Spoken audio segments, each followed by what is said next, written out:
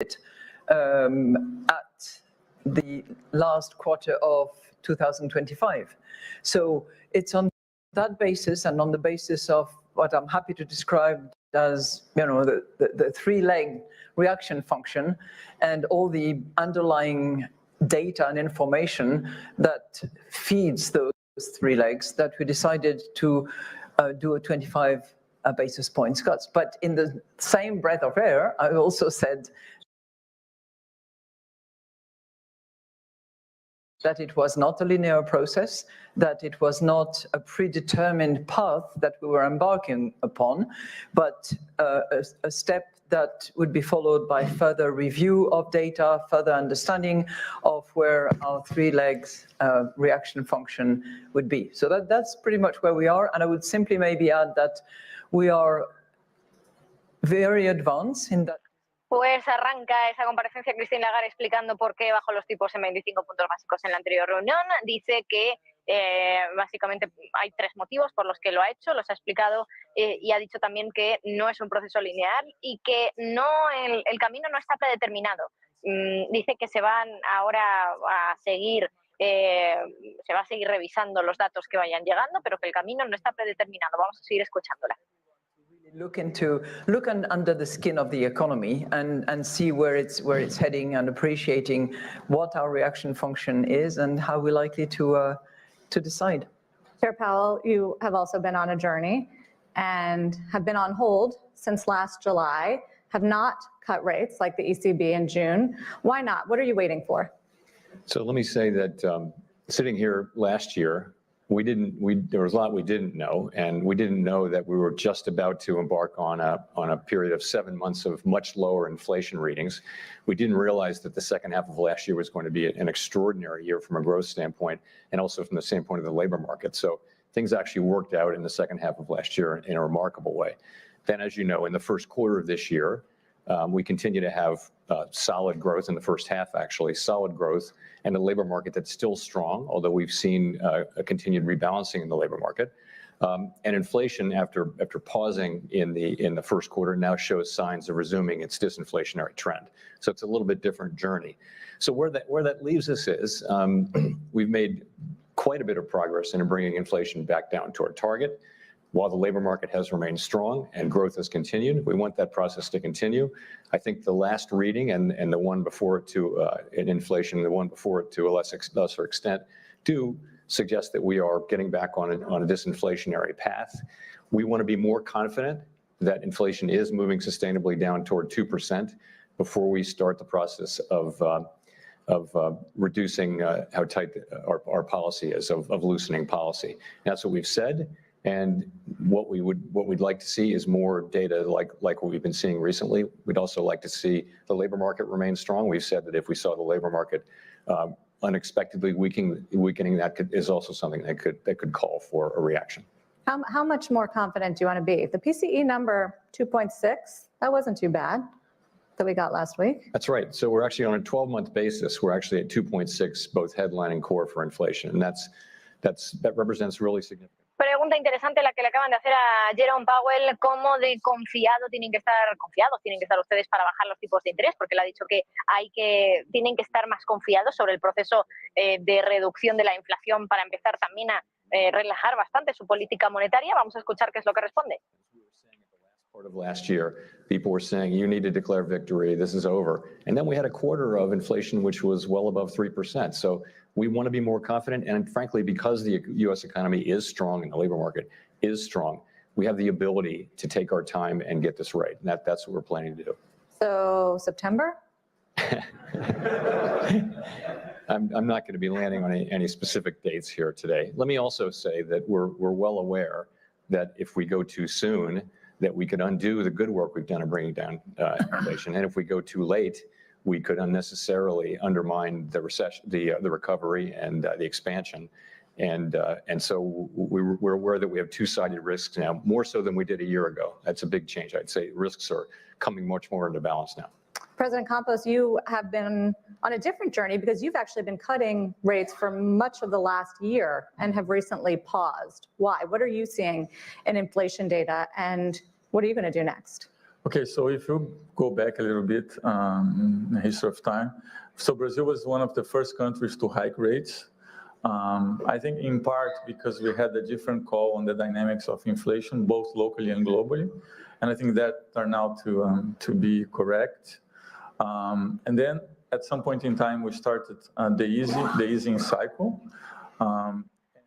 Muy directa, desde luego, la presentadora le ha dicho septiembre como opción de bajada de tipos de interés, ha dicho que no va a dar fechas específicas, pero que es consciente de que si bajan tipos demasiado pronto pueden venir problemas y que si lo hacen demasiado tarde también pueden acabar afectando a la recuperación y a la expansión económica. Dice que sabe que ahora hay dos lados en ese riesgo. Antes los riesgos estaban más inclinados hacia un lado y ahora los riesgos están inclinados hacia los dos lados. Esto lo han dicho en muchas ocasiones. Powell, como siempre, muy enigmático, muy críptico sobre qué va a pasar con los tipos de interés. No ha querido dar pistas. Dice que todavía hace falta tener más confianza sobre el proceso de la desinflación.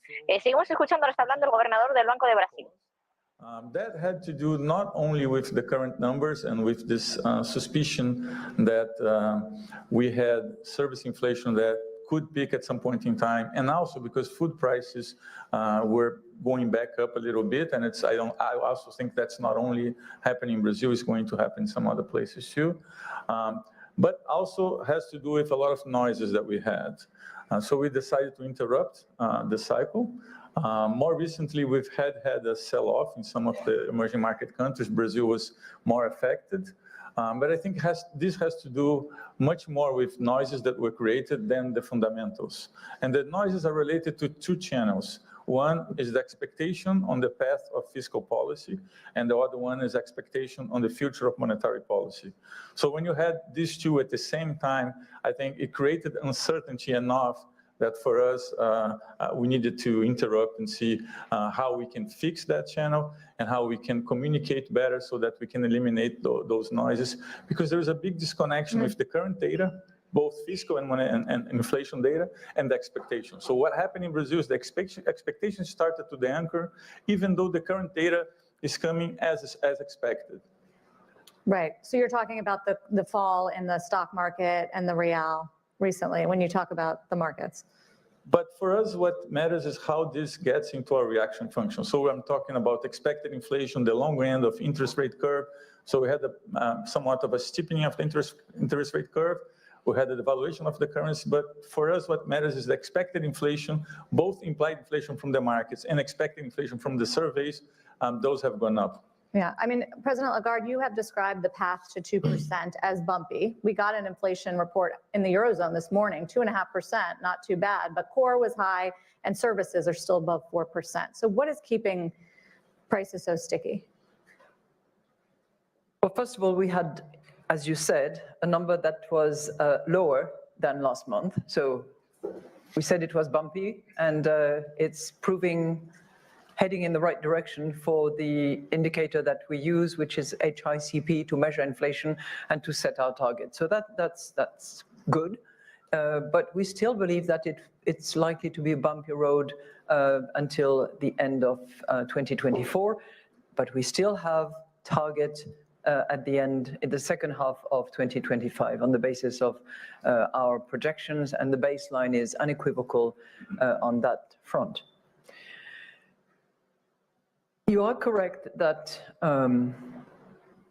services hasn't budged. So services is at 4.1, if I remember from the numbers that we got this morning. And obviously we are very attentive to the components and what is behind services. And the real issue is to understand whether those are, this is caused by sort of permanent changes, or whether it is also a factor of the lag effects of other components which are finding their way more slowly and gradually into services. And the jury is out as to exactly what it is. The truth of the matter is that we do have a service number that has gone slightly up in the recent months, and which is now staying at this 4.1 percentage points. Now, obviously, we don't need to have services at 2%, because manufacturing goods are below 2%, and at the end of the day, it's going to be a balance between goods and services, and it depends on the weight of those within the index. But we have to look really what is behind it. And what's behind it is a lot of wages. Services has a very high component of labor. Wages also suffer from the lag impact of the labor system that we have in Europe, where clearly bargaining agreements are negotiated not only on an annual basis in some countries, but sometimes on a triennial basis in other countries. So you have this catch-up effect. You know, for those people whose renegotiation took place early this year, they had not had a negotiation of wages in the last 3 years. In the meantime, of course, inflation went up and their real wages went down. So there is an element of catch-up. So we need to really unpack all that to get to the root causes of inflation behind services. So we'll continue to look at that. We need data. It applies to wages. It applies to profits, because we are seeing profit gradually declining. Se le ha preguntado a Christine Lagarde por el dato de inflación conocido hoy en la eurozona, ese 2,5%, donde la subyacente se ha mantenido igual, en el 2,9%. Dice que, bueno, pues ya se sabía que iba a ser un camino de baches y que esto solo lo confirma, que pueden venir muchos más baches hasta que acabe 2024. Dice también que los servicios se han mantenido en el 4,1%, es un número, por supuesto, muy alto, pero ella insiste en que no es necesario para el Banco Central Europeo que esos servicios estén o bajen hasta el 2% de inflación. Dice que, por ejemplo, los bienes manufactureros, aquí la inflación es inferior al 2%. Por eso dice que hay que mirar también a lo que hay por detrás de esos datos. Dice que por detrás del dato de servicios están los salarios, porque hay muchos salarios en el sector de los servicios. Dice que también sufren de un impacto más tardío por el simple hecho de cómo está configurado el sistema laboral en Europa. Creo que ya está hablando Jerome Powell, vamos a escucharle en esta ocasión. That we had a couple of years ago when labor was in, extreme shortage. So what you see now is an unemployment rate that's moving back up toward a more sustainable level. You see wage increases moving back down toward a sustainable level of wage increases, inflation, and productivity. And you see, vacancies to unemployment ratio coming back to where it was pre-pandemic, and so many other measures I could mention. So that's what we're seeing. And so the labor market, wage increases are still a bit above where they would wind up in equilibrium, but nonetheless, you can see the labor market is cooling off, appropriately so, and we're watching it very carefully. But it doesn't look like it's heating up or presenting a big problem for inflation going forward. Indeed, it looks like it's doing just what you would want it to do, which is to cool off over time, not quickly, not suddenly, not steeply. It's kind of what we've been hoping to see and have been seeing. So, and services generally they're such a mixed bag, particularly non-housing services are a mixed bag. Some of what you're seeing is catch-up inflation from inflationary pressures that happened earlier. That's true with insurance. It's also true with housing services inflation, where you've got some pent-up rent increases that have to work their way off. It turns out it takes more than 1 year for that to happen. It takes several years. So we see all that in train, and we don't see ourselves getting back to 2% inflation this year or next year, or maybe late next year, but in the year after. The main thing is we're making real progress. Can you keep cutting President Lagarde if he keeps holding? Does it make it harder? Well, look, I'm going to give you the conventional response because that's the conventional question you ask me. We do take into account the spillover impact of whatever is decided by other esteemed colleagues.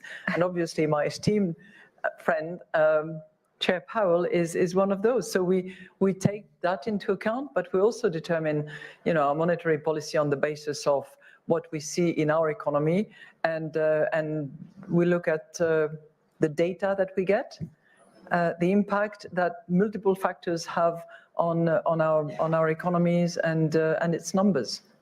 Does it matter for you, President Campos, what the Fed does next? Well, I think it matters to an extent, but I think there is one point that is worth mentioning, which is more recently we've seen a sell-off in some of the and especially the that had more, there were more the the best cases for investment. And you see that this is being explained with local news. But when you have a lot of sell-offs in different markets and they're all explained by local news, you have to ask yourself if there is a more fundamental factor. Bueno, pues hemos escuchado a Powell hablar de la inflación ahora. Ha dicho que no piensan que vayan a llegar al 2% de inflación este año, ni siquiera el año que viene, como mucho finales del año que viene, algo que ya sabemos por sus proyecciones. También una pregunta interesante y muy directa, la que le ha hecho la presentadora de la CNBC al presidente de la Reserva Federal y a la presidenta del Banco Central Europeo. Le ha dicho a Christine Lagarde, usted puede seguir bajando los tipos si su compañero, si Jerome Powell sigue manteniéndolos, así de directa ha sido. Y ella dice, bueno, nosotros tenemos en cuenta el impacto que puede tener el hecho de que de las decisiones que se tomen por cualquiera de nuestros estimados colegas, refiriéndose a Jerome Powell. Dice que lo toman en cuenta, pero que también tienen que determinar su política monetaria en base a lo que ven en su economía. Dice, miramos a los datos y el impacto también que tienen muchos factores sobre nuestras economías, pero principalmente también lo que pasa en la economía de la eurozona. Ahora está hablando el presidente el gobernador, en este caso del Banco de Brasil, también preguntado por el impacto que puede tener la decisión de la Reserva Federal en su política monetaria. What about the fundamentals in emerging markets? Because the economies seem to do better during this hiking cycle than they have previously. Why do you think that is, and does it continue? I think most EMs did a better job in terms of, or at least an equal job in terms of anticipating the process and starting the hiking process. Also in the fiscal part, on average, emerging market countries spent more or less 10% of GDP facing the pandemic. Advanced economies spend a little bit more than 20. So I think there is also this thing which didn't happen in the past, which is by and large emerging markets were able to deal with the pandemic spending less. And actually, when you look at the fiscal post-pandemic, emerging market continues. It's not the case of every country, but continues to do a little bit better. So I think that also change the dynamics. And one of the things I think the independence of the central bank and the maturity that a lot of the central banks have gained in emerging market proved to be very useful during this process of the pandemic. I mean, all of your economies did better than expected with the interest rate hikes. Wouldn't you say, Chair Powell? Yes, I think particularly, I mean, many forecasters had a recession in 2023, which not only turned out to be wrong in the case of the U.S., we had well in excess of 3% growth. So. But you still see policy as restrictive? Yes, we do. How restrictive? Well, so that's kind of an empirical question. So I guess I would say, if you look at, we do think policy is restrictive, and we think that's appropriate. I think if you look at the labor market in particular, you're seeing demand for labor gradually come down in the form of job openings, and now a slight softening in unemployment in the form of wages. You see demand coming down, not just the supply that we're getting, but also demand coming down. You also see the effects of high interest rates in the housing market and in some other interest rate sensitive things. So you see that, and I think, I do think that restrictive policy is working hand in hand with this broad supply side recovery we've had, where we've seen the unwinding of the shortages and bottlenecks from the pandemic. We've also seen a recovery in labor force participation among prime age individuals in the U.S. and then Bueno, Powell dice que todavía ven la política monetaria como algo restrictivo y que piensa que, pues que esa política monetaria restrictiva junto con otros factores pueden seguir ayudando a que la inflación siga bajando. Seguimos escuchando al presidente de la FED. Do everything we can to foster. So why not just cut rates to protect it? It's what I said earlier. Is it a bigger risk? I'll rephrase. Is it a bigger risk that you cut prematurely and inflation stays sticky, or that you wait too long and the economy loses more momentum?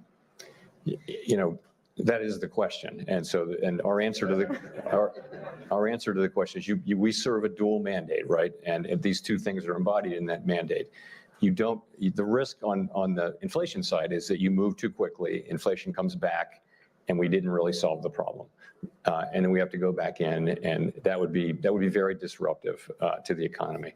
So the other risk is that we wait too long. We understand that, and the labor market softens too much. Perhaps we lose the expansion. So needless to say, we don't want to do that either. So, but at the same time, so we've got to balance those two. And again, given the strength we see in the U.S. economy, we can approach that question carefully.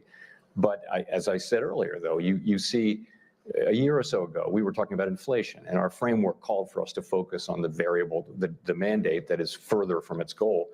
That's not, they've come back much closer into balance. And a good way to see it is the beverage curve analysis that everybody talks about and looks at. We've come straight down the beverage curve, but you're really getting to that place relative to job openings and hiring rates, where traditionally the beverage curve is flattened out, which would mean higher unemployment as a result of further declines in job openings. So you can't know that with precision, but it's very much understood by us that we have two-sided risks and we have to manage them.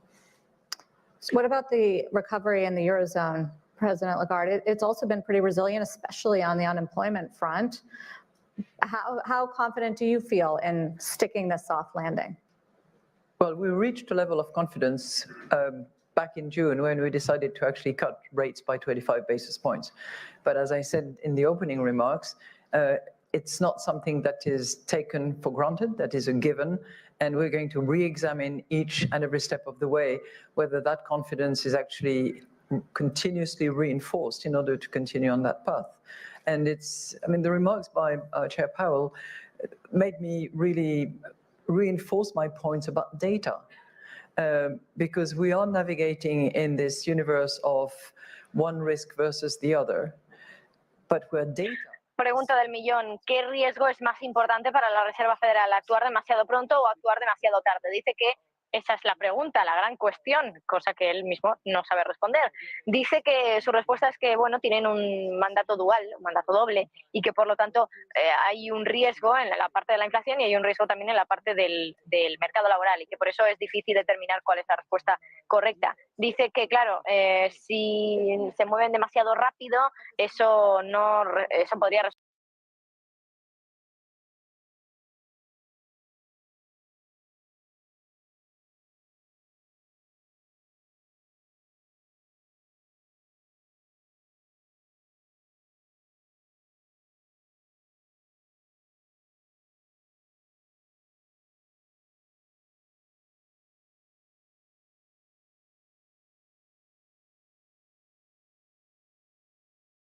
part of our job, and we will continue to do so. Does the rise in French bond yields look worrisome at all? These are the things that we monitor. This is part of the job. It's not particularly at this point in time. We do that all the time, and we are very attentive. You have fought hard for the central bank's independence in Brazil, and yet now you are the subject of many attacks from President Lula. And so I'm wondering how you're dealing with that. Attacks from me? No. No, President Campos. Attacks from President Lula. I think he called you an adversary and an enemy. Yes, well, I think as a central bank, we have to get away from the political arena and try to go on with the technical job. And I think what we did, is a living proof that everything that was done was very technical. So during the elections in which Lula was elected, the incumbent president, in his last year of mandate, we increased rates in a cycle that went from 2% to 13.75%. That's the biggest increase in rates in an election year in the history of any emerging markets. So if that is not a proof that you are independent and you acted autonomously, it's difficult to find another example like that. So I think all this narrative that the central bank has been political, I think we have to get away from that and explain what we're doing. And I think what we're doing has been very technical. The last decision was unanimous, and we now have 4 members in the board that were chosen by the current president. And I think what we need to separate it was what is the political narrative and what is the technical job that we need to do. And I think history will tell and time will tell that the job was done in the best we could do with the data that we had at hand, and that was in the most technical way, and it was done in a group of people that actually analyzed all the data and that worked very judiciously to be able to get to the conclusions that we did. Chair Powell, do you have Yeah. any advice for him? You've been through some attacks from I have leaders. no advice. I will say, though, to put it in my words, we've been given this great responsibility and great powers, and really important that we get it right. And we've been told to stay out of politics and just do your job, and that's what we do. When we don't try to get involved in issues that are not our issues, and in particular, we're just focused on our goals and getting through that. And if we do that and do it well, I will say in the United States, there's very broad support for an independent Fed in both political parties on both sides of Capitol Hill and everywhere. I don't think that that's really in question, as long as we just are seen to be doing our job and staying on task at all times. Can I say something? Yes, please. I think that there are countries where governors do exactly what Chair Powell said, and yet get blamed, criticized. And I think that for some it takes courage to do the job, in addition to being a good, excellent technical expert. But I do wonder if you're concerned, because your term ends, President Campos, at the end of the year. And it doesn't seem like President Lula is going to reappoint you. So do you worry about the independence of the central bank? So first, I was never up for reappointment, regardless of who won the elections, and I've said that from the very beginning. When I helped design the independence law, I actually tried not to have the reappointment possibility in the law. And for me, the reason was... Bueno, acabamos de escuchar a Jerome Powell y a Christine Lagarde hablando también sobre la posibilidad de que haya ataques por parte del poder político hacia los banqueros centrales. Ya saben que en teoría la banca central es un poder independiente. Ha dicho el presidente de la Reserva Federal que obviamente se les da una responsabilidad muy elevada, se les dan poderes muy importantes para hacer su trabajo y que eso es lo que tienen que hacer. Dice que en Estados Unidos piensa que hay un apoyo muy amplio, muy importante de una Fed independiente en ambos lados, entendemos que se refiere al lado republicano y al lado demócrata, y piensa que esto realmente no está en cuestión ahora mismo. Aunque recuerden que si gana Donald Trump, Trump ha sido muy crítico con Jerome Powell durante su presidencia, porque él quería que Powell bajara los tipos y Powell en algún momento dado los llegó incluso a subir, y eso no gustó al presidente de Estados Unidos en aquel entonces, que es Donald Trump, y que quizá pueda volver a la Casa Blanca tras las elecciones de este noviembre. Seguimos escuchando al gobernador del Banco de Brasil.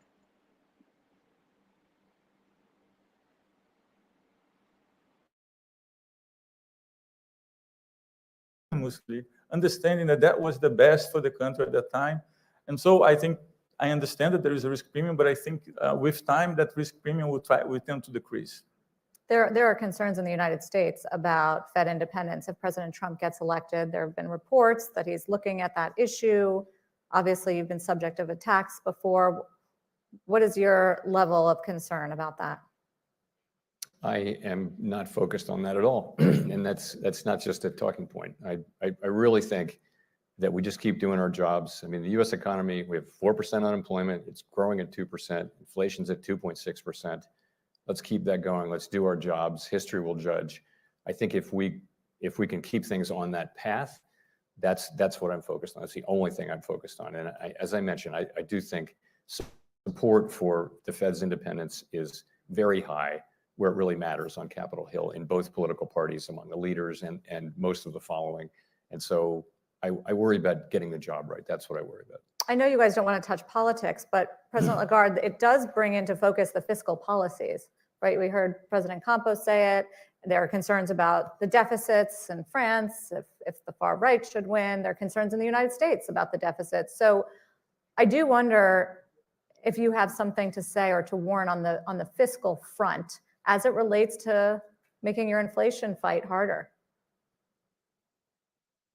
Well, fiscal matters enormously, true. And it matters in two different ways from my perspective. It matters from a sort of conjunctural type of way. And thank goodness the European authorities have agreed on the fiscal governance that will take over after the Growth and Stability Pact has been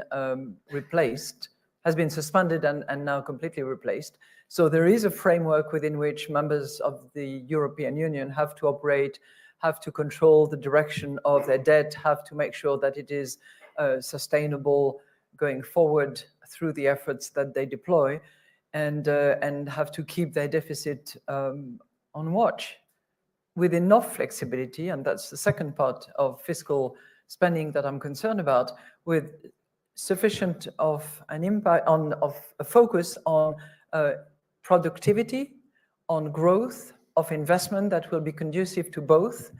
And my hope is that in addition to operating within the European fiscal framework, which has been agreed by all European members, in addition to that, countries will actually look at the structural changes that they have to either continue to have in their arsenal of tools, but also that they will continue to improve going forward, because I regard that as critically important for productivity purposes, which we are lagging behind and have been lagging behind for a long time. So we're not so worried about fiscal expectations, as Roberto was saying, for Brazil or emerging market economies, but we're very concerned about the fiscal rules that have to be respected within the European Union, and the structural reforms that will be conducive, hopefully, to productivity improvement going forward, because that's the only way for Europe to actually remain strong and thrive in those changing circumstances and transformations that we have talked about. And I know you're allergic to fiscal policy, Chair Powell, but I have heard you talk about the unsustainable debt burden of the United States. And even lately, there's been a sell-off in treasuries after increasing odds that President Trump will be reelected, that there might be a sweep of either party. Doesn't that make you nervous when it comes to the progress you've had on inflation? If we do see more expansionary fiscal policy, more deficit, bigger deficits, bigger debt loads? So I'm gonna give you the traditional answer to some extent, and that is that we just know. Bueno, acabamos de escuchar a Christine Lagarde ser preguntada sobre la situación en Francia. Hemos visto como prácticamente no ha respondido en realidad a lo que está sucediendo en Francia. Ella habla un poco de la situación en general, de las normas fiscales, de los países que tienen que cumplir con esas normas. Dice que ella no está tan preocupada por las expectativas fiscales, sino más bien por las reglas fiscales, y dice que tienen que ser respetadas en la Unión Europea. Dice que es la única manera en la que Europa puede permanecer como un territorio fuerte y puede también impulsar su economía en esas circunstancias. De Francia, eso sí, no menciona en absoluto nada la presidenta del Banco Central Europeo, que una vez fue ministra de Francia también. Interesante. Escuchamos a Powell ahora hablar de Trump y el impacto que puede tener la presidencia de Donald Trump en la deuda de los Estados Unidos. Something sooner or later, and sooner will be better than later.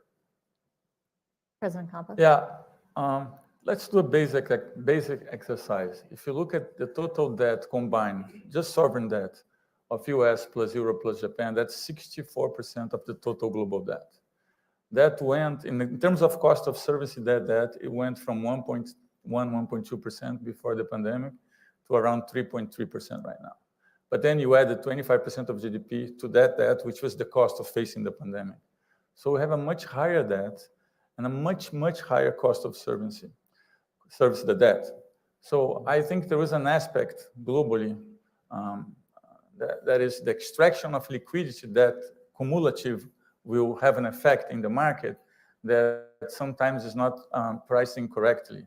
And if you think about what we have to do right now, we have to pay for the cost of the transfer programs that we did. We need to pay for the cost of the green transition, which is somewhat expensive. We need to pay for the cost of the fragmentation, which you look at the surveys and it's very costly for companies and for governments. We need to pay for the cost of the low-income countries that spent very little during the pandemic and now need support. We need to pay for the cost of demographics. And there is a surge in consumption of energy that needs to be paid because of the innovation. So we have a lot of bills to pay. A lot of bills to pay. We're at the highest level of debt we had in a long time. And I think it's sometimes I stop and I think it's time for us globally to think about a way to get to some kind of stable trajectory of the debt in the next couple of years. And it's not one country or the other. It's something that we need to do collectively because the global debt is very, very high and it's going to start taking a lot of liquidity from the markets. And the ones that will feel the effect are not the advanced economies, are the emerging economies, emerging market economies. And the low-income countries are feeling that effect already. And you think the market is mispricing this risk? I think the market was mispricing a little bit the fact that if you have for longer, the effect from extracting liquidity, depending on how much longer you're going to have these higher rates, I think the risk is higher than what the market's pricing is. I also wanted to ask you, President Campos, about China, because you have a pretty good view. It's such a big trading partner for you. What's going on there? How much is China's economy slowing? I'm not sure I'm very equipped to tell you what's happening in China. I can tell you that is very important for a lot of emerging market economies. It's very important for Brazil. We are a very big exporter of food items and iron ore. So China is a very big trade partner with Brazil. And it has been for a while. And regardless of the government, it's important to understand that is a very important tie to Brazil. The one thing that we look from looking from far away is we're trying to see what are the policies that China is doing, what is the focus, and what is the impact that this new policy will have for us. But because we export mainly food items and iron ore, we don't see that as a big threat. I think some other countries will have a different understanding of what this impact will be. Yeah, I mean, there's also trade barriers that are going up. President Lagarde, tariffs. I mean, in our election, we're talking about potentially more tariffs.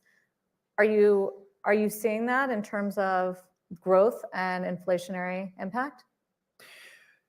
Well, we're not seeing yet more tariffs than what had been decided back 8 years ago, and which was consistently maintained later on in relation to certain products. So that for the moment is stable. What is not stable at all is the number of protective measures. Occasionally, non-compliance with WTO rules, the level of disputes that are brought before the WTO, which is not in a position to resolve them because they are not equipped with the dispute resolution mechanism, and magistrates have not been appointed to that effect. We've had more than 3,000 trade protective measures decided in the last 2 years. And that is like 5 times what is the normal average of measures that are decided. So that's a concern. And it's a concern because trade has been fueling growth, and because Europe at large is not a small open economy, it's a large open economy, and trade restrictions are going to affect Europe much more so than other countries that operate without this degree of opening and vulnerability in a way. But the second reason I'm concerned about it is that typically trade is conducive to innovation. Innovation is necessary for productivity.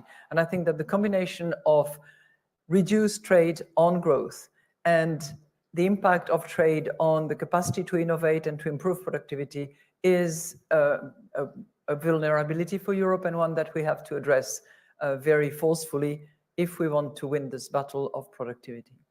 So and it's not independent from inflation. I'm not getting away from my topic, but it's one that is clearly a concern on the horizon. But and it could be inflationary. I mean, 10% across the board tariffs, Chair Powell, inflationary? Of course, I'm not going to be scoring any potential political proposals which have been talked about. It's just not our job to do that. Also, almost anything affects the economy. Trade affects the economy, immigration, energy policy. Those are not our jobs. There are other agencies that do those jobs. We do maximum employment, price stability. So in our political economy, we stay out of that. Right, but it has implications for price stability, surely, and maximum employment. Again. Bueno, pues Jerome Powell parece que no quiere responder sobre si las restricciones al comercio que se están aplicando a través de subida de aranceles o se quieren aplicar por parte de algunos candidatos va a ser algo inflacionario o no. Está justo respondiendo a la repregunta de la periodista. Vamos a escuchar a ver si responde Powell. And among the Fed and other central bankers about where policy rates are going, R-starred, the neutral rate, what that rate should look like, and whether it's different after COVID. What do you think? Can we go back to trade? Yeah, sure. Please.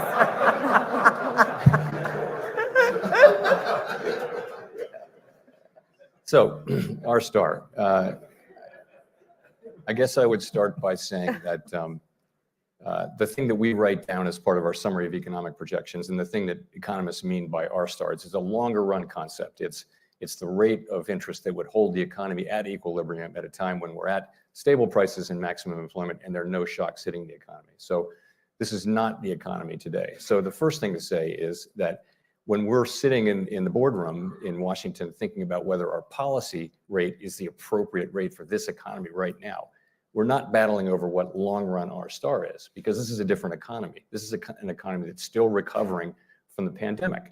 And so many forces are pushing it this way and that way, and there's really not a lot of precedent. So it's a very challenging time, but it's not, the question, the R star question is a really interesting question, and that is, are we going to go back to the very low levels of neutral rates that we had in the recovery of the global financial crisis? Or are we going to go part of the way back from today's high rates to that? And intuitively, most people think that we won't go back to those very, very low rates that we saw, during the global financial crisis recovery period. But we don't really know. I mean, the neutral rate has moved around, we think, by slow-moving, longer-run forces, demographics, technology, productivity over time, all of those things move it around. Ultimately, the balance between savings and investment. So it's a great conversation to have. But honestly, when we're looking at policy in the boardroom, it's how is our policy affecting today's economy, and do we think we're getting the results that we want? And by and large, Bueno, pregunta interesante la de cuál es el tipo neutral, pero dice Powell que ellos en Washington, cuando se reúnen, pues no reflexionan sobre cuál es el tipo neutral, aunque sin duda es una cuestión interesante. Pero dice que la economía todavía se está en realidad recuperando de la pandemia, viene de un momento también muy extraño en circunstancias, no estamos en una situación normal de recuperación económica, y dice que es interesante ver hacia dónde pueden moverse los tipos de interés y sobre todo también teniendo en cuenta que muchos piensan que no vamos a volver a una era de tipos tan bajos como durante la recuperación de la crisis financiera global. Dice, bueno, eso es lo que piensan muchos, pero luego al final la realidad puede ser otra, por supuesto. Pero dice que de momento la Reserva Federal no está planteándose este debate en sus reuniones en Washington. Seguimos escuchando a Powell.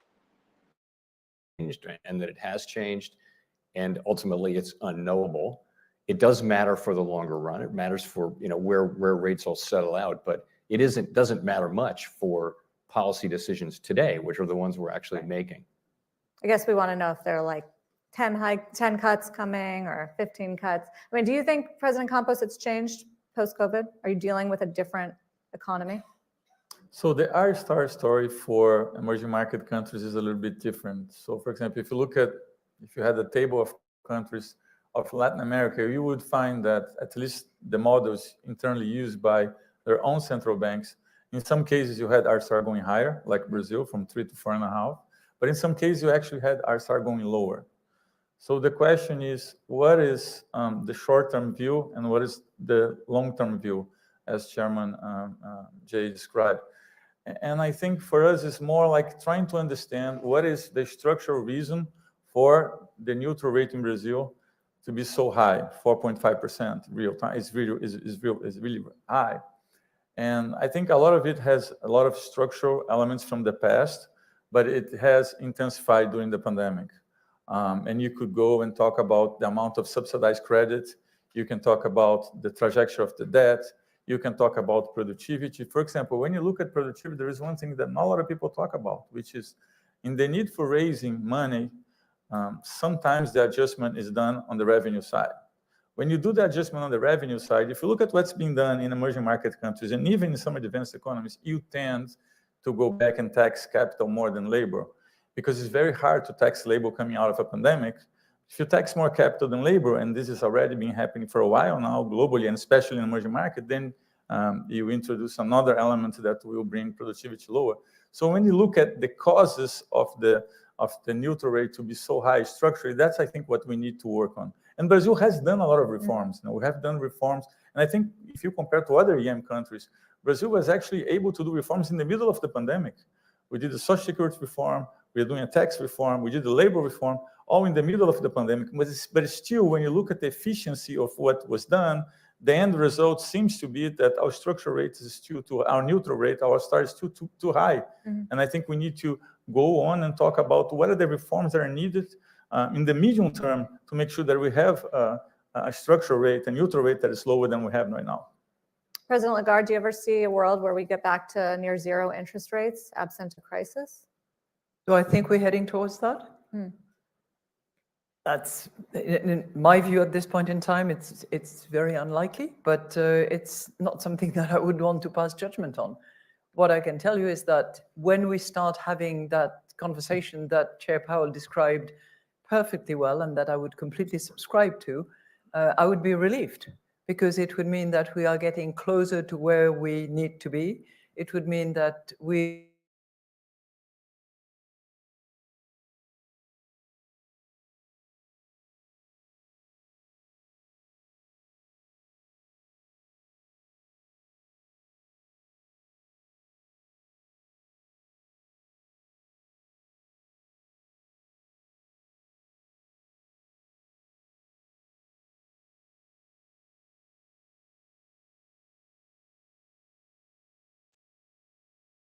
de creación de un potencial industrial, de un potencial agrícola. Or productivity or inflation of what's happening in technology? Why, Sarah, that's a subject for which we need another hour, because there's so many questions about it. Number one, there has to be some regulatory framework within which AI and generative AI in particular, especially if it's in the hands of a small oligopoly of companies, is actually organized in order to protect a number of rights and protection of citizens. I would start from that, which is not where we are for the moment, although there are attempts to organize in a better way, as was the case with internet, on a global basis, the use of generative AI. So point number one. Point number two, and I will let Roberto talk to that point because he's more of an expert than I am. The question of how much energy is used in order to test large language models is really something that is not often in discussion, and yet it matters enormously. Third, the impact that AI will have on growth, on inflation, on productivity, I think is yet to be determined. I think most people would agree that it will have an impact throughout the ladder of jobs in most segments of the economy, in areas where mechanical developments have not historically affected jobs in particular, and it will require significant amount of training and constant upskilling of people so that they can adjust to artificial intelligence, use it, and not be victims of it. I would add to that I think we at the ECB are using artificial intelligence, try to do it in a safe environment without being hostage to those companies that would like to have access to the most private of our data. So it does require a cautious management and enough control without preventing the innovation and the creativity that people can apply in the use of these tools. You use it in models? How do you use it? We use it in models. We use it in, whenever we need a lot of language mining and whether it's structured or unstructured data for that matter, we use it and we are constantly pushing the frontiers of that. But as I said, cautiously, because we need to protect data and we need to make sure that there is enough human judgment involved in the process of this use of artificial intelligence so that we are not either hostage to the mechanics itself.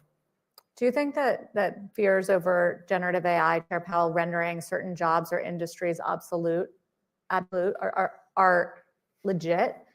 And is there anything a central bank can do? I don't think we know. So you see this massive investment boom. You see, serious people in the private sector and the public sector. There's a sense of something big coming here. And, it feels like what that will be is it will eliminate some jobs. It will create some new jobs. And the question really is for many people who will it augment their labor and make them more productive, or will it eliminate their job? And I just don't think we know that. It's too early to say. There's not a lot a central bank can do about that. You know, this is really a job for we can supervise our financial institutions and things like that to make sure that that they understand what they're doing with all different kinds of technology. But also, like everybody else, we're meeting with all the experts and asking ourselves what will be the effects on productivity, on inflation, on growth, and will it be enormously displacing, and if so, of whom? One thought is that it'll be more people doing white-collar jobs who are writing press releases and things like that. So we just don't know. It's something we're investing a lot of time and effort. We're not using generative AI. We're very carefully looking at that. Other earlier forms of AI are in fairly common use in American business, and I believe we use some of that. What about you, President Campos? I know you're focused on the energy needs as well. Well, first, I think when you look at the surveys that we have, and we have plenty now on the use of AI on companies, what you have in terms of empirical evidence up to date is that the companies that use AI to enhance existing labor have had better results than companies that have replaced labor for AI. So that's something that we know. It doesn't mean that some jobs won't be replaced by others, as it was said. But I think what we need to understand is what we are seeing basically is an increase in the ability of processing data and storing data. So it's basically computer power and the ability to store data. And that's very energy consuming. You have a couple of dimensions that you need to look in. You look to privacy, where is the limit, and what is the taxonomy of using this once it becomes a global instrument? What is the taxonomy of using this? Because you could be talking about data centers being placed in countries that have cheap energy to produce services for countries that have more expensive energy. So once you start crossing the frontiers, thinking about how we're going to do this movement globally, I think there's a lot of consequences. And one of which I think is you're going to have very unequal growth between the countries that are more on the edge of producing this technology and the countries that are not. And the energy consumption also will be very unequal. So I think globally we need to look at how we're going to connect the dots and create more or less a taxonomy for this development to be sustainable. In the minutes that we have left, I want to do sort of a quick lightning round of questions. Mainly, we talked about opportunities, we talked about economies. What about the biggest risk facing your economies? And I do wonder if they're the same or different. Chair Powell, what's the biggest risk facing the U.S. economy right now? Yeah, I mean, I traditionally have said cyber risk to that because we know how to deal with credit risk. We know how to deal with lots of kinds of risk, market dysfunction, things like that. But we haven't really had a big successful cyber attack on a financial market utility or a bank. And that's the kind of thing which I think is, the stuff of lying awake at night. I would also, today though, honestly, really it is just the balance that we talked about, getting the balance on monetary policy right during this critical period. That's real.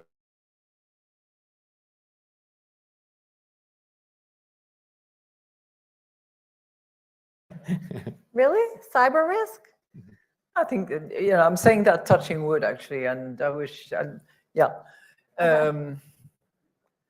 because it's one, if you ask the financial sector, if you ask banks with which we interact a lot, sometimes much to their chagrin, but eventually to their satisfaction in the long run, I'm sure, because we supervise them carefully. But typically, that's a risk that they flag as one of their top priority risk, and on which I think we need to constantly improve the level of coordination, first, second, third line of defense, and best way to respond to those. Now, clearly, I'm concerned as a person more than as president of the ECB about the backlash that there is against the fight against climate change, and some would argue. Bueno, pues última pregunta para los gobernadores de la Reserva Federal, del Banco Central Europeo, del Banco de Brasil. ¿Cuál es el mayor riesgo que están viendo ustedes para la economía? Curioso, porque están respondiendo que el riesgo más grande es el riesgo cibernético. Le ha parecido también algo gracioso a la presentadora que les ha preguntado, ¿en serio? ¿El riesgo cibernético es el mayor riesgo que ustedes están viendo para la economía? Dice Christine Lagarde que sí, que cuando le preguntan al sector financiero, a los bancos, ellos piensan que es uno de los principales riesgos, principales prioridades ahora a seguir. Ahora sigue hablando Lagarde y explicando también su decisión. Vamos a escucharla. It's a major risk which is out there and which is hurting those on the ground and the neighboring countries in particular. What's your biggest risk? If you look at what markets price today, they will probably, at least for part of Yemen, especially for Brazil, the conclusion would clearly be that the main risk is fiscal. But I think that comes and goes, and it has to do with growth and productivity and a lot of the things. I think there is one other risk that I see, and it's not very tangible, which is the polarization that we live today. If we think about the amount of time that we spent on some social issues that are connected to polarization and that are not that meaningful to produce well-being of the society, I worry a lot about that. Yeah. So if we're sitting here on stage in 1 year from now, which we hopefully are, the inflation rate in the US will be, Mid to low twos. that's kind of, we're mid twos now. Yeah. Well, we have 1 month at 2.6. And, we had a brief visit to the low twos at the end of, I mean, sustainably, durably underlying inflation between 2 and 2.5 is what I would say. That would be a great outcome. Headline PCE. Yeah. President Lagarde, 1 year from now? 1 year from now, I would say low twos. We are at 2.5 latest reading, and as I said, bumpy on the way ahead, but yeah, low twos. You've been closer to 4%, President Campos, right, lately? So where do you think you are in a year from now? Well, I won't be in the central bank a year from now. We already established that, yeah. But I think that the work that's being done is very technical. I'm confident that we will continue to be that way. And I think when you look at expected inflation today, I think it has a disconnect with the current inflation. It has a disconnect with the fundamentals that we have in Brazil. So I'm confident that the future inflation will be lower than the expected inflation. In other words, I think what the market's pricing today is not in sync with the reality. What about the unemployment rate? We're going to go full dot plot here. Yeah. I'd be happy if it were just right where it is now. That would be a good outcome. Plus or minus a couple of tenths would be good. Is that likely? Yeah, I think it's reasonable. Starting to rise. It's moved up from 3.4. We touched 3.4, so we're up to 4, but 4 is still a very low level. It's been a long time since, the last time we were at 4 or below for this long is, I was a teenager, a long time ago. Also, unemployment rate in Europe, it's been, what, healthy, 6.5%? Historical low, Yeah. and I hope it stays there a year from now. What's the unemployment rate in Brazil? Well, it's close to 7% now, which is very low when you look at our history. I think probably we'll go up a little bit, but not too much. But I think what we need to look at is the participation rate. So we just published a study that shows that the transfer programs have an impact in the participation rate. Our participation rate was down, and then it's recovering a little bit at the margin. And I think it would be very important to understand what is the dynamics of the participation rate going further. And finally, Chair Powell, were you a 2-cut dot or a 1-cut dot for 2024? No comment. Thank you very much, all of you, Thank for you. participating. I tried.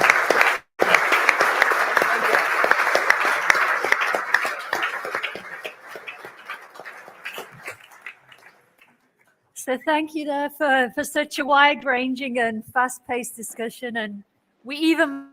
Pues termina ya la comparecencia de Christine Lagarde, presidenta del Banco Central Europeo, presidente de la Reserva Federal, Jerome Powell, y el gobernador del Banco de Brasil. Termina, por cierto, con la presentadora intentando rascarle, conseguir de Powell el que nos diga cuál de todos esos puntos del dot plot es él, pero dice que no tiene ningún comentario. Le han preguntado también por cuál es la tasa de paro que esperan de aquí a un año. Dice Powell que espera que se mueva en torno a los niveles actuales. Lagarde ha dicho que en torno a los niveles actuales también es donde espera que se quede la tasa de paro de aquí a un año. Ya saben que está en el 6,4, es decir, en el mínimo histórico en Europa. Y sobre la inflación, dice Christine Lagarde que espera que en el próximo año, en los próximos 12 meses, se sitúe en un 2% bajito, mientras que la Reserva Federal, Jerome Powell, en Estados Unidos, piensa que la inflación dentro de los próximos 12 meses podría quedarse en el entorno del 2,5%. Termina ya esta comparecencia de Christine Lagarde y Jerome Powell, muy interesante. Nosotros nos despedimos de aquí, pero enseguida a las 5 de la tarde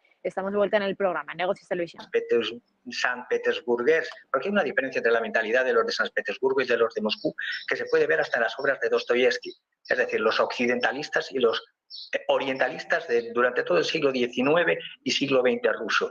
Y él, como de San Petersburgo, se pensaba que iba a ser un invitado más en ese G8, ampliación del G7, mientras había planes en aquel entonces ya de think tanks como Rand Corporation, que los he citado y los he leído y los he traducido en muchos programas, planes de fragmentar a Rusia en distintos estados de la Federación Rusa, porque claro, gustaba una Rusia occidentalizada a la manera de dale de beber a Yeltsin y mientras vamos a hacer de los recursos rusos, pues como se ha hecho en Ucrania con los recursos de los ucranianos. Es decir, a quién pertenecen las tierras y las empresas de Ucrania, viva el libertarismo o libertarianismo, pero a costa de la muerte de los ciudadanos ucranianos y más carnaza al frente.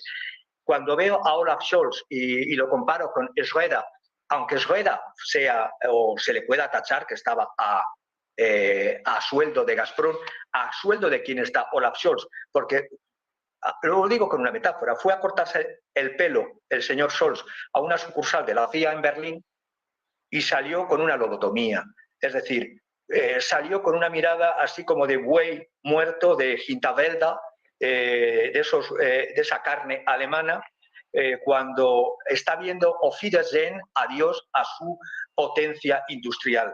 Veo a Alemania que de ser el motor y competidor de una Europa que podía aliarse cada vez más con Rusia como bloque económico contra China y contra Estados Unidos, pues resulta que está pagando el pato y Alemania, no voy a decir que vaya a volver al siglo XIV, a volver a comer pan negro, el Schwarzbrot y tener el ganado de la casa para calentarse, pero la situación de mis amigos alemanes, y sigo mucho a Alemania por cuestiones relacionales, pues están un poquito, por decirlo irónicamente, un poquito bastante peor con Olaf Scholz, ahí están los resultados además.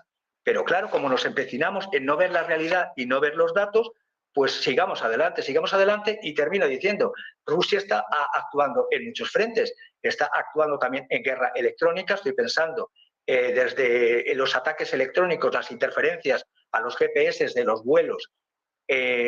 Uno fue en mayo del 2024, cuando la compañía Finnair suspendió todos sus vuelos diarios que tenía, concretamente desde Helsinki hasta Tartu, Estonia.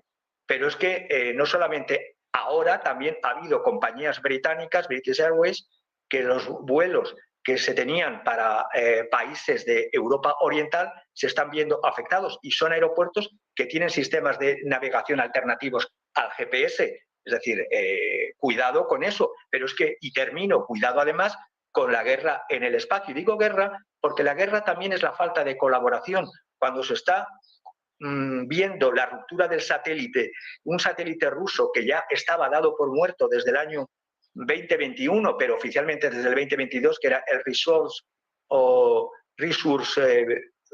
P1, que era un satélite ruso que se ha roto en el espacio e incrementa todavía más toda esa basura, las 25.000 piezas que están de escombros girando, escombros que están clasificados según el índice Kessler, más de 10 centímetros en el espacio. Como no hay colaboración, pues eso tardará semanas o incluso meses en ser un peligro para las poblaciones. ¿De dónde? Pues en las cabezas que caigan. Pero como estamos en un mundo donde no importa la población, donde importa es el negocio, primero fue con el experimento de las Big Pharma. Ahora el experimento de las grandes empresas de armamento que no son capaces de seguirle el ritmo al oso ruso. Por lo tanto, la estupidez es estulticia que no favorece ni a la ciudadanía, protesta a la ciudadanía en elecciones, repito, pero no se tiene en cuenta en nuestra democrática y legal Occidente la decisión de lo que es ciudadanía. Los ciudadanos se les tiene en cuenta para que te legitimen si salen los votos a tu favor. Si salen en contra, es ultraderecha, son prorrusos, tal. Por favor, seamos serios. Bueno, pues para ponernos serios, ya que estamos hablando del avance de la guerra en Ucrania, os quiero preguntar por la visita de Víktor Orbán a Kiev, a Ucrania, la primera desde el inicio de la guerra, precisamente en un momento en el que Hungría ha asumido el papel de presidente de la Unión Europea, de esta presidencia rotatoria. Por eso te quiero preguntar, Emiliano, por el papel de Víktor Orbán en el conflicto y también las declaraciones en las últimas horas, este aviso a Zelensky diciéndole, bueno, pues que hay que buscar un alto el fuego rápido y poner fin a la guerra cuanto antes. Básicamente, un poco lo que se viene deslizando desde Rusia, que cuanto más dure este conflicto, más duras van a ser las condiciones para Ucrania. Sí, claro que sí, sí. Yo creo que todos estamos de acuerdo en que este conflicto habría que ponerle fin en unas condiciones, digamos, equilibradas para ambas partes, no solamente para una de las partes. Y claro, estamos viviendo un fenómeno bastante curioso dentro de la propia Unión Europea, donde tenemos uno de los estados que es, digamos, socio o tiene un partenariado especial, por llamarlo de alguna manera, con Rusia. Entonces trata de vetar o condicionar o incluso exigir el desembolso de cierto dinero para que al menos se salga del Consejo y no haya un bloqueo en las decisiones de apoyo a Ucrania. Y ahora nada más y nada menos que, a pesar de ese nacionalismo del partido Fidesz y de las políticas que implementa este señor y todo lo que es contrario a algunas cuestiones que caracterizan o que deberían caracterizar los valores de la Unión Europea, porque recordemos que también en Hungría se adoptó una ley